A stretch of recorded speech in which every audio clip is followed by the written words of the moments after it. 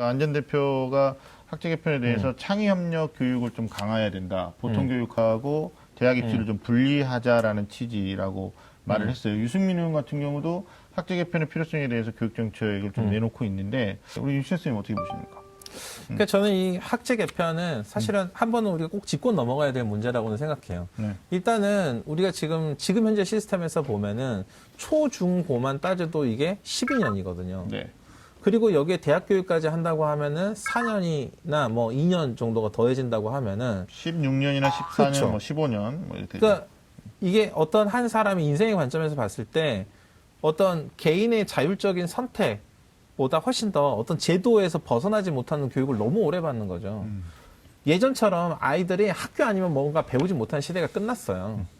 그러니까 아이들이 뭔가 자유롭게 뭔가를 더 자기가 원하는 선택에 따라서 배울 수 있도록 보장하기 위해서라도 국가 주도의 교육의 기간을 좀 줄이고 자율적으로 뭔가 선택해서 교육을 받을 수 있는 권리는 더 많이 보장하고 그러니까 국가가 국가 교육 시스템, 국가 교육이라는 걸 실시하면서도 국가 교육 서비스라는 관점에서 원하는 사람이 교육을 원하는 사람이라면 그게 나이가 뭐 몇 살이 되고 이제 뭐 할아버지 할머니가 됐다고 하더라도 교육을 받을 수 있는 이런 서비스의 관점으로 접근할 수 있는 거죠.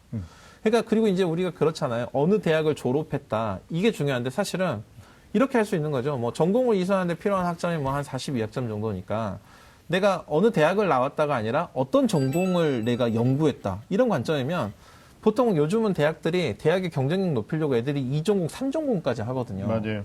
근데 이걸 얘가 2전공, 3전공을 하는데 하나의 대학에 못 박혀서 하는 게 아니라 이 전공은 이거에 대한 특화된 연구를 할 수 있는 이 대학에 가서 이 전공을 하고 또 다른 전공은 이거에 대해서 강점이 있는 이 대학에 가서 하고 이런 것들을 그러니까 교육 이 제도 그렇죠. 그러니까 제도를 이 틀을 많이 깨줘야지만 깨줘야지만 교육이 훨씬 더 살아난다 이런 생각입니다. 이 지금 현재 학제는 일제 강점기부터 있었던 거죠. 네네. 그렇죠. 그래서 사실은 이제 학제 개편과 관련해 가지고는 네. 필요성의 제기나 사실은 저는 안철수 후보가 네. 학제 개편을 들고 나왔을 때 여론을 비롯해서 네. 사람들의 입에 이렇게 뜨겁게 맞아요. 오르내릴 거라고 예상을 하지 못했거든요. 네네. 왜냐하면은 현실의 문제를 놓고 봤을 때 안철수 후보가 내놓은 학제 개편이 과연 가능한 것인가에 대한 문제가 제기가 되는 거죠. 물론 이제 취지나 뭐 이런 네. 부분들 100% 공감하는데 네. 이를테면 그 고등학교 과정에서의 직업 교육의 문을 열겠다라고 했는데 네. 사실 대다수의 국민이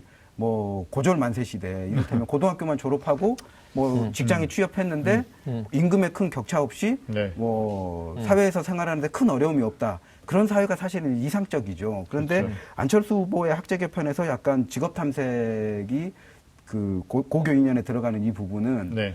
현재의 채용 부족, 그 취업 시장의 인프라와 좀 맞지 않는 상황이 돼요. 그리고 그 초등학교 입학 연령을 어떻게 보면 1년을 낮추는 방식이 되는 것인데 네. 그렇게 되면은 만 5세에 초등학교에 입학하는 학생과 만 6세에 입학하는 학생이 중복되는 시기가 오게 되고 또 졸업 연령도 마찬가지예요. 네. 취업 시장에 나오는 연령이 또 중복되는 시기가 오게 되는 것인데 네. 지금 이제 가장 교육 전문가들이 우려하는 것은 우리가 이제 고용이 안정되어 있지 않고 또 임금 시장에서의 격차가 분명히 존재하는 상황이기 때문에 이렇게 한꺼번에 쏟아졌을 때에 우리 사회가 감당할 수 있는 보완이 되어 있느냐 이 문제를 좀 우려를 하는 거거든요. 그래서 취지라든지 명제의 당위성을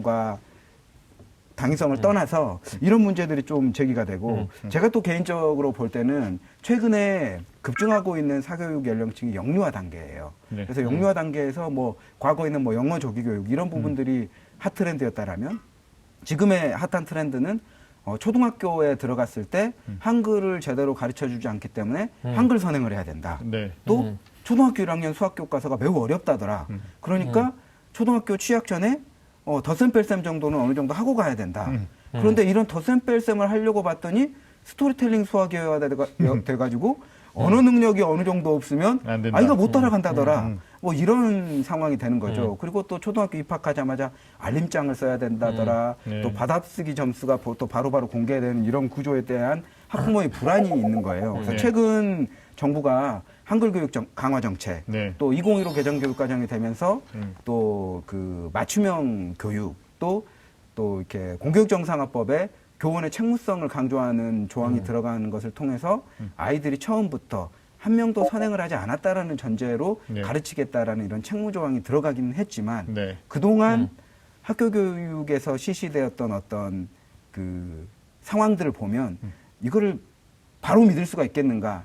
학부모의 신뢰 문제가 또 생기는 거죠. 네. 또 만약 이렇게 초등학교에 들어가는 연령이 낮아지게 된다라면 네. 학부모의 공교육 내에서의 책임 교육에 대한 신뢰는 없고 이렇게 됐을 때는 오히려 또 영유아 단계에 또 사교육이 급증하는 것이 아닌가?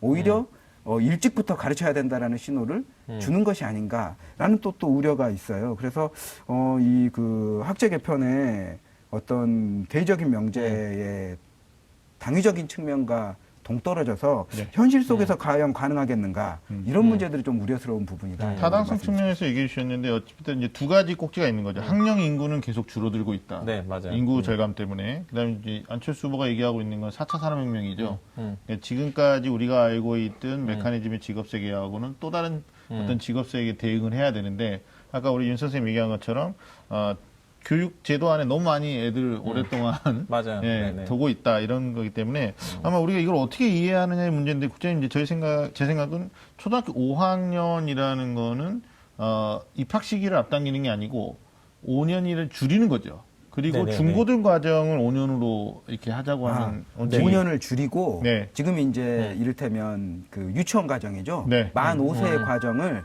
의무교육화하겠다라는 의무화하고. 거예요. 네. 그러니까 어떻게 보면은 초등학교가 그러니까 병설 유치원과 같은 1년을 네. 초등학교에 이제 붙이겠다라는 거니까 네. 어떻게 보면 학령기 인구가 1살 아래로 내려오면서 그러겠네요. 유치원 1년과 초등학교 5년을 병합한 제도를 운영하겠다라는 거거든요. 그러니까 네. 국가 복지 관점에서 이 보육의 어떤 시스템은 늘리는 거죠.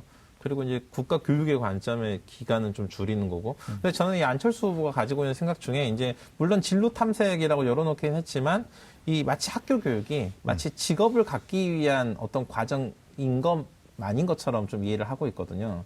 그러니까 사실 학교가 단지 그냥 직업을 준비하는 기간은 아니잖아요. 그러니까 네. 뭐 자기 자신을 이해하고 사회를 조금 이해하고 그다음에 자신의 삶의 의미를 이해하는 그런 단계인 거죠. 그 교육의 본질에 가깝게 교육이 이루어져야 하고 그냥 삶의 도구를 찾는 것은 사실은 아이들이 좀 자유롭게 할 수 있어야 되거든요. 그러니까 이런 부분은 이제 학제 개편에 있어서 일정 부분 좀 찬성하지만 단지 이게 직업을 학생들이 갖기 위한 직업 교육의 관점이 더 방점이 거기에 찍어져 있다면 이건 조금 근시안적인 관점이다. 이런 생각이 그래서 저도 들어요. 여기에 좀 보완을 하자면 네. 안철수 후보가 학제 개편과 관련되어서 국민에게 좀 신뢰를 얻을 수 있는 교육 공약으로 제시하고 싶었다라면 네. 여기에 고용시장의 문제와 네. 또 네네. 대학 입시의 문제를 병합해서 안을 내놓았어야 되는데 이 부분들이 빠져 있는 채로 그럼 대학 입시 안 바뀌고 학제만 이렇게 바뀌는 거야? 라고 했을 그렇죠. 때 반발이 일반 시민들은 크게 동의할 수 없는 안이라는 거죠. 그러니까 이게 보면 우리 사회 교육의 가장 큰 병폐는 경쟁이에요. 그러니까 자본주의가 경쟁을 빼놓고 이야기할 수는 없잖아요. 그러니까 효율성이라는 것 자체가 경쟁을 통해서 만들어지는 거니까. 하지만 학교 교육에서 아이들이 학교를 다니고 공부를 하는 이유가 시험을 잘 보기 위해서라면 이건 엄청난 문제가 있는 거죠. 그러니까 왜 사돈이 땅을 사면은 배가 아프다고 하잖아요. 근데 그 어디 인터넷에 보니까 그 초등학생이 사촌이 땅을 사면 가로 이렇게 블랭크를 비워두니까 거기에 한번 가본다 이렇게 썼다고. 네. 네. 그러니까 사실 이게 사촌이 땅을 사면 배가 아픈 이유는요. 얘가 땅을 살 만한 돈이 없거나 땅을 살 만한 능력이 없어 보이는 얘가 땅을 어떻게 샀을까? 예, 뭐 이렇게 생각을 하는 거죠. 그러니까 이런 경쟁 중심의 교육이 수단과 방법을 가리지 않고 시험을 보고 수단과 방법을 가리지 않고 성공을 해야 되고 이런 생각을 계속 만들어내는 거죠. 네. 알겠습니다. 뭐 특정 후보의 생각으로 치부하기에는 일단 때가 됐다라는 생각도 해요. 네, 지나치게 오랫동안 이 교육 편제가 유지되어 왔기 때문에 그 유지되는 과정에서 우리가 기대하는 어떤 기대치에 만족이 됐으면 모르겠는데 계속 악순환이 되고 있는 측면이 있기 때문에 그다음에 이제 안철수 후보 얘기하는 거는 또 뭐 시민단체 포함해서 학부모 단체 포함해서 하여튼 뭐 그 위원회를 만들어 가지고 어떤 제도의 어떤 그 연속성을 네네. 좀 보장하는 차원에서 체제를 좀 만들어봐야 되지 않느냐. 뭐 그 발상 자체는 네네. 일단 화두를 던진 거기 때문에 뭐 이건 다른 후보들도 조금 진지하게 고민해봐야 되는 부분이 아닌가라는 생각을 합니다.